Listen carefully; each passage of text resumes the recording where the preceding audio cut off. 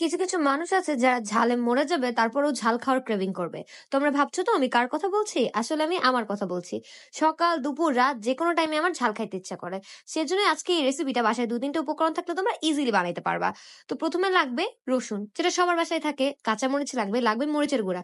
যেহেতু আমরা বাঙালি সেহেতু আমরা মেয়োনিজের কৌটায় মরিচের গুঁড়া রাখি। তারপরে লাগবে বিট লবণ, ডিম, ডিম তো অবশ্যই লাগবে কারণ এটার নামই হচ্ছে গিয়ে স্পাইসি এগ ফ্রাইড রাইস।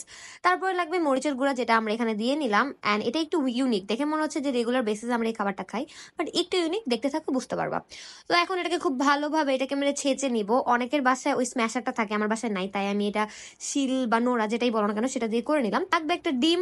তো ডিমটাকে এখানে খুব ভালোভাবে আমি ফেটিয়ে নিলাম অ্যান্ড তারপরে দিয়ে নিচ্ছি বিট লবণ। লবণ এগুলো তোমরা নিজেরা নিজেরা বুঝে বুঝে দিবা, এটা আর বোঝানোর কিছুই নেই। তো এটাকে ভালো করে একটু ঘুটায় ঘুটায় নিতে হবে। তারপরে দিয়ে নিলাম গোলমরিচ।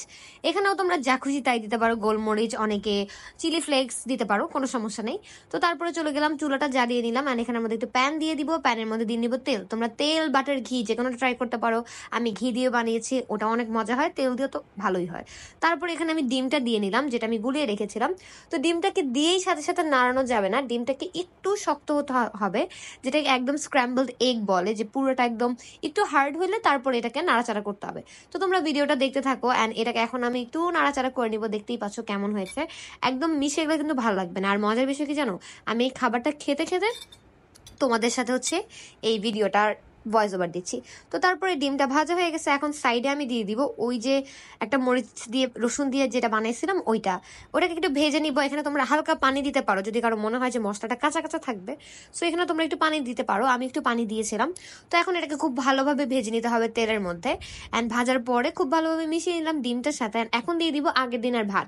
অনেক সময় হয় সকালবেলা উঠে আমরা আগের দিনের ভাত থাকে, যেটা খাওয়ার কিছু থাকে না, সো এইটা করে তোমরা খাইতে পারো অ্যান্ড ট্রাস্ট মি, আমি গ্যারান্টি দিচ্ছি এটা তোমাদের কাছে অবভিয়াসলি অনেক অনেক অনেক ভালো লাগবে। তো কিছুই না, এখন জাস্ট নাড়াচাড়া করে নিব।